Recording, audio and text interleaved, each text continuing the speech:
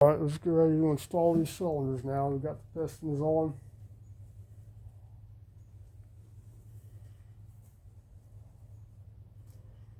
Take all of our rags out of here.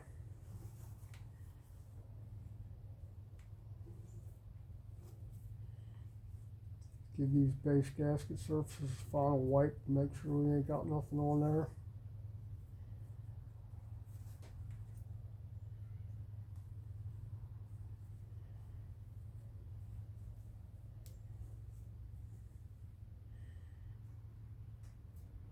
And I'll probably do the front one first. No, I'll probably do the rear. So what I'm going to do is I'm going to go ahead and put the base gasket on here. Move these protectors around.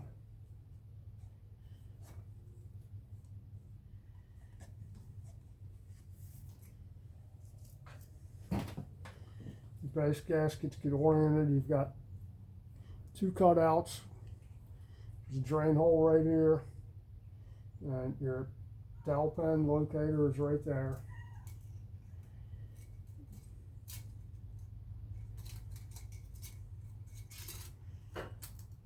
Very simple. Now I'm going to take just a slight amount of oil and put it on the piston here. Just pretty much put a little bit on my finger here. I'm just going to wipe it on the skirt there. And then on the back here too. And that's all oil I'm putting on that piston. I will put some on the ring compressor when I slide it on the rings, but other than that, that's it for the oil. Now these are my cylinders that I've already cleaned. They've been sitting out here in the shop. I've had them covered, but still, just want to take clean rag, give them a little wipe out, and like I said, that's it for the oil I'm putting in there. So these are, this is a new to me ring compressor. My old one's the Blue Point snap-on one.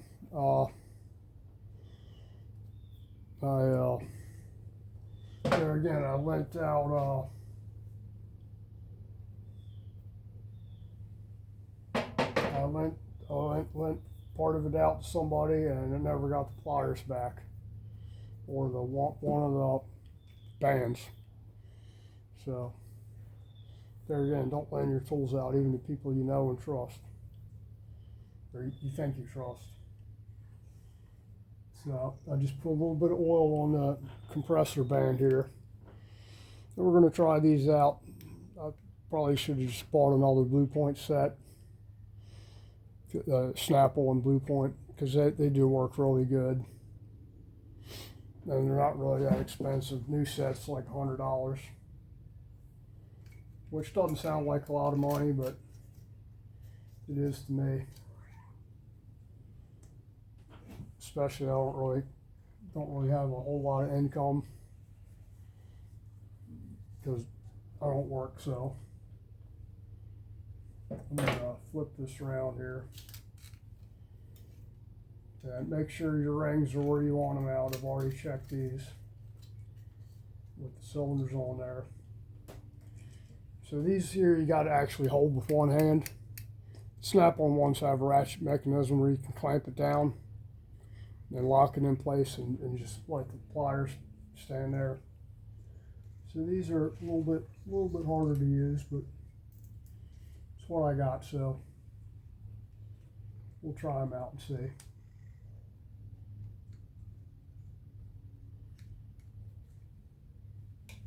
Not the best in the world, but have to make do with what we got.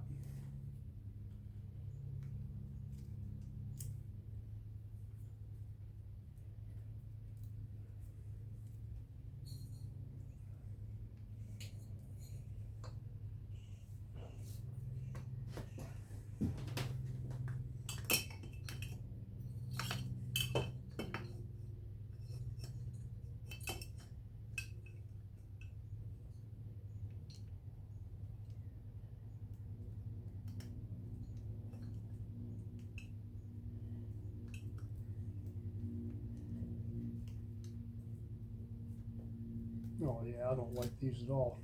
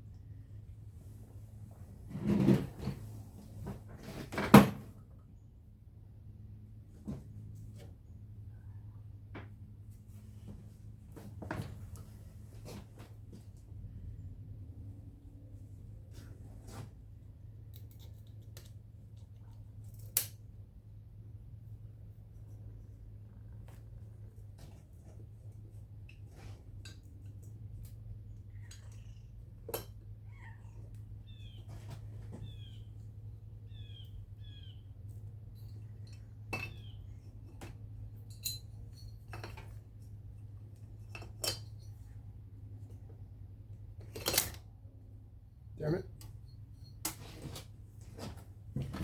Gonna have to figure out something different with these damn things. Alright, let's try this. See if we can get closer with this.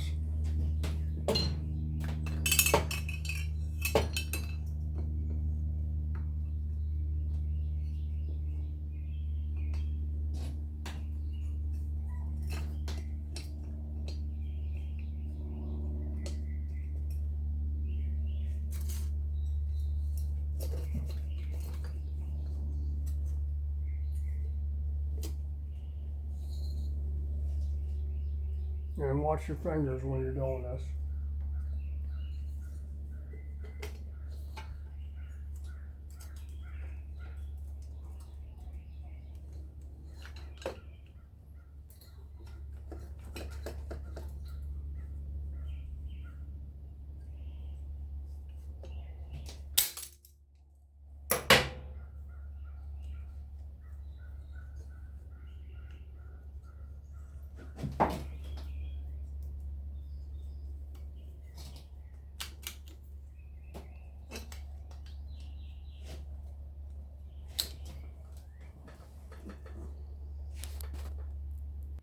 Okay, let's try this again. It's easier with the right pliers, not with these vice grips I got on here, but it's what we got, so.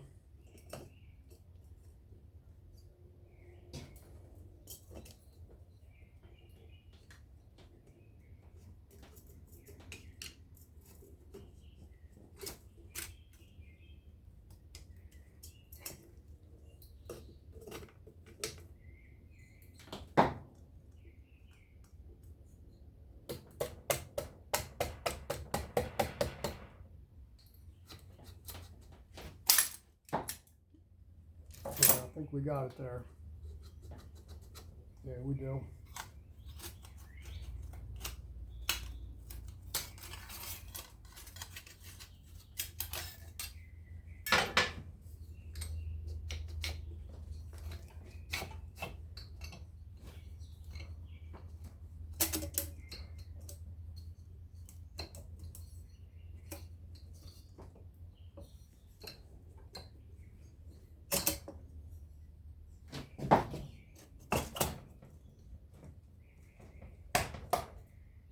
Okay.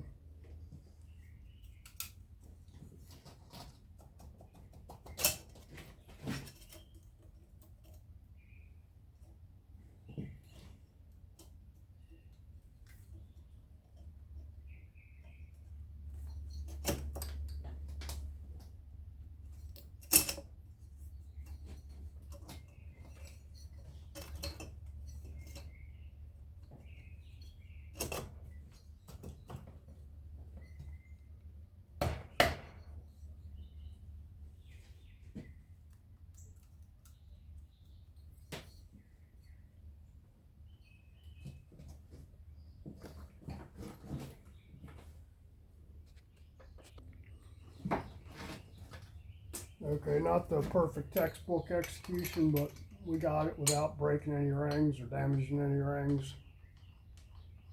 And just going to stick these in there to hold it down. while we do the front.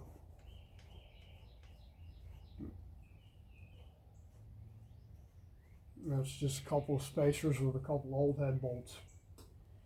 Hold the cylinder in position there.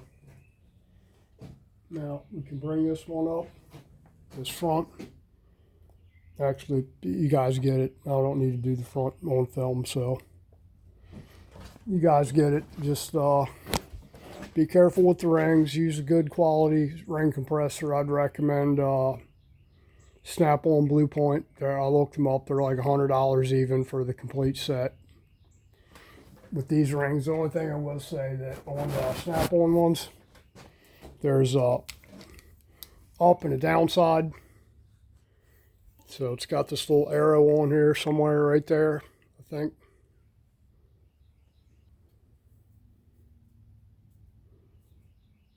Where it says bottom. On a V8 block where you're putting the pistons in from the top down, that faces down. On these, because it's on a taper, in other words, if you put the pliers on there, it pulls this side tighter first. On the Harley stuff, you're going to flip it around, or with the cylinders going down over top of the pistons, you want to flip it around so the bottom is actually facing up there, because it's on a taper, kind of, sort of. And that's it. So, and just remember, a little bit of oil on the piston, a little bit of oil on the ring compressor there, band, and that's all the oil you need in the top end. Rings will seat really quick like that. You don't need to dump damn 6 ounces of oil down the cylinders to do it. And I know I'm ranting on that, but I know a lot of people that do it. Then they bitch and complain that it's burning oil. Well, yeah, it's got to go somewhere. They'll have so much oil in there it'll smoke for 100 miles because it's oil all down inside the pipes. Anyway, that's it. If you like my content, please like, share, subscribe, comment, all that stuff. And I'm going to throw this front cylinder on there and bag these up so nothing gets in there. And we'll get started on the cylinder heads here one day this week. I got a doctor's appointment tomorrow, so probably Wednesday I'll start on the cylinder heads. And maybe tomorrow, I doubt it, but probably Wednesday. So you guys take care. Have a great week. Thanks for people that subscribe. Thanks for the people that throw me some likes. The people that don't put likes out there, oh well. You know, there's nothing to say about that. So have a great week. Thank you. All right, and that's the front on there. It's just a Haul instant replay of the rear.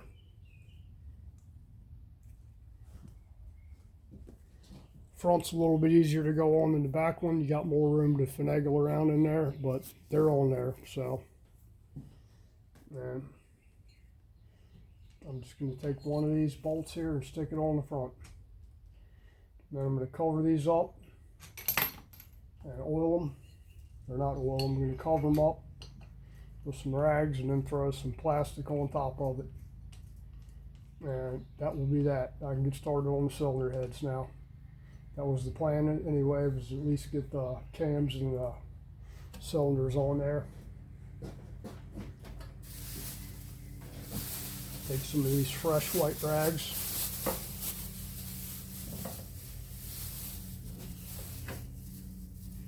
And just lay them across the top there, and I'll cover them up with some plastic bags. And since it's a little bit wet out here sometimes, just from condensation in the air, when it gets hot during the day, I'll pull the bags off to let it breathe and move the cylinders around a little bit. Actually, I'm going to go ahead and do that now, just to give the rings a little rotation. I got the back end of the bike jacked up here. And I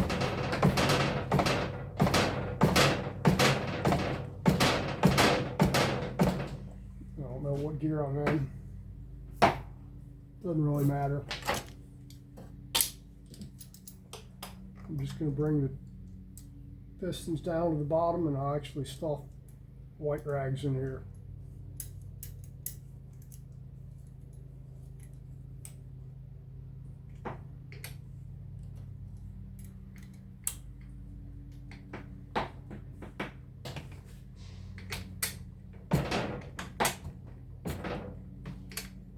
Fourth and fifth.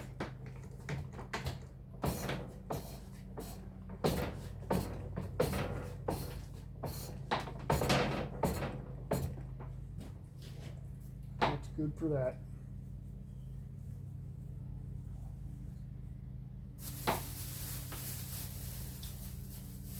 Funny story. Well, it wasn't funny. The guy it happened to. I had a guy bring me a set of cylinders, boring hone 883 to 1200 for a Sportster. No problem. Actually, I didn't even bore and hone his. I took a set because I just always had ones ready, kind of off the shelf. I'd get 883 cylinders and spend an entire day boring and honing cylinders. So I always had plenty. So anyway, a guy brings me some cylinders, and I swapped them out with him, and you know, they're oiled, sized, and ready to go. Fit the rings up, everything's ready to go for his pistons. He takes the cylinders and puts them in there, and then about a week later, he comes up, brings the cylinders back to me, and they're all like rusted inside. And he's like, "How in the hell did that happen?" I said, "Man, I don't know. What happened?" So I picked up a cylinder to look at it, and I'm holding it up to my face to look at it, and I got a whiff of it. It smelled like cat piss. He had put the top end together, and I guess the cat got up there and pissed on him.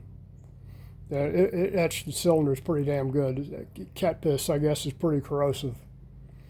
So ended up just giving him another set of cylinders that I had already, and honed those out 5 over, I think. So it'd be 1200 plus 5 thousandths over. So he wouldn't have to get new pistons and rings and all that shit because he already had them. I told him, I said, "Man, you need to throw some plastic on there or something when you put," because he had them in his garage. And I guess his wife or whoever let the cat out there, and the cat got up there, tomcat, and pissed all over the damn cylinders. And you could smell as soon as I put it up to my face to look at the cylinder. I was like, "Damn, you have a cat, man?" He says, "Yeah, my wife does." He's like, "I'm gonna kill that fucking cat." Excuse me. But you know, just cover them up. You know, you don't want condensation in there, but also too, you don't want to have to dump tons of oil in there to protect them. So by doing this, these rags will absorb what little bit of moisture is in the air. And like I said, I'll put plastic over top of these. I think everybody's got thousands of plastic, or at least hundreds of plastic bags in their house, Walmart bags or shopping bags or whatever. So think of it as you're helping the world by recycling plastic. But that's it for this. No, I'm really done this time. So guys, take care, have a great week, and see you next time. I guess when I get started porting heads, I'll do some videos on that. And got to finish up with that 883 over there to get it out. I don't know if I'm getting rid of it or not. May or may not keep it for a little while. The way used bike prices are right now, I'm better off just keeping it and maybe turning it and doing a 1200 kit. I've already got a set of cylinders here. I just have to modify the heads. I've got cylinders and pistons. I just have to do the old-fashioned way and cut the inside heads out to turn it into an acceptable compression ratio, because with 1200 kit on 883 heads, that makes like 11.5 to 1 compression, and that thing does have stock cams in it, so it just wouldn't work. I can cut those down to actually hog them out, hog the combustion chambers out is pretty much what you're doing to turn them into an acceptable compression ratio, which is about 10 to 1 on stock cams, right around 10 to 1. Done a ton of them at 10 to 1 and never had a problem with them. So it may or may not do that. We'll see. If anybody wants me to do that, like I said, all I'd have to get is gasket kit and some fresh rings, and the rest of it's just labor. So may or may not do that. The 883 heads, they work okay. Doing it that well, they work more than okay. That's actually how the Harley told you to do them when they were doing 1200 kits before. Because nobody was even making conversion pistons yet.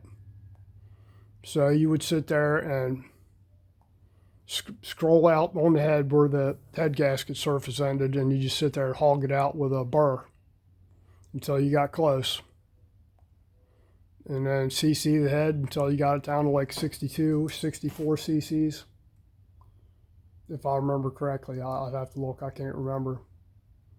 I want to say it was 62, but hell, it could have been 64. It's been a long time since I've done it, 1200 conversion.